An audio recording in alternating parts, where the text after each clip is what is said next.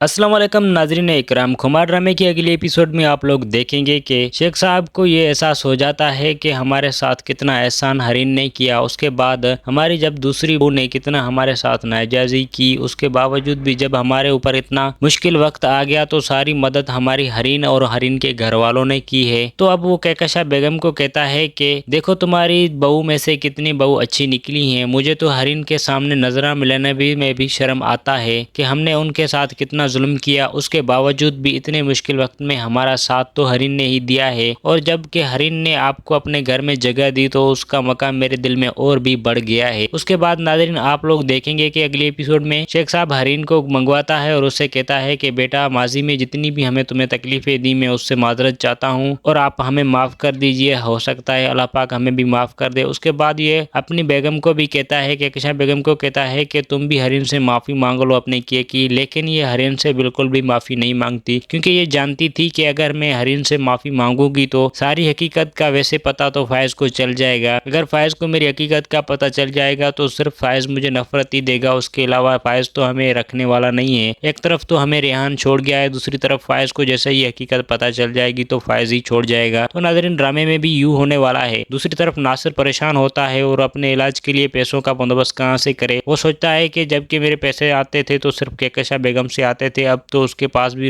एक कौड़ी तक भी नहीं है, उसने भी पैसों के लिए मना कर दिया है, अब मैं पैसे कहाँ से लाऊं। दूसरी तरफ वो सोचता है कि मेरी टांग भी कटने वाली है। अचानक उसके दिल में ये सोच आ जाती है कि हरीन ने उसे बद्दुआ दी थी कि अगर तुमने मेरे साथ इतनी तकलीफ दी है और इतना मेरे साथ और मेरे शोहर के साथ जुल्म किया है तो अल्लाह पाक करेगा तुम लोग तड़पोगे। तो वो उसे बद्दुआ याद आ जाती है। तो नाज़रीन लगता है कि अगली एपिसोड में नासिर हरीन से माफी मांगेगा और सारी हकीकत फायज को बता देगा कि मैंने जो कुछ किया वो कहकशा बेगम के कहने पे किया और पैसों से किया है, और जितने कुछ पैसे मैंने हरीन से लूटे उससे मैंने अपनी बहन की शादी करवाई। अब तुम लोग मुझे माफ कर दो, हो सकता है अल्लाह पाक मुझे माफ कर दे। या फिर नाज़रीन ऐसा ही हो सकता है कि फायज नासिर को जेल दिलवा दे या उसे पुलिस के हवाले कर दे, क्योंकि उसने इतनी सारी चीटिंग की और इतना जुल्म किया तो उसके ऊपर FIR तो बनती है। तो नाज़रीन आपकी राय क्या काम कर रही है, अपनी अपनी राय कमेंट सेक्शन में दे देनी है। और चैनल को अभी तक सब्सक्राइब नहीं किया तो चैनल को सब्सक्राइब करके बेल के नोटिफिकेशन को दबा दीजिए।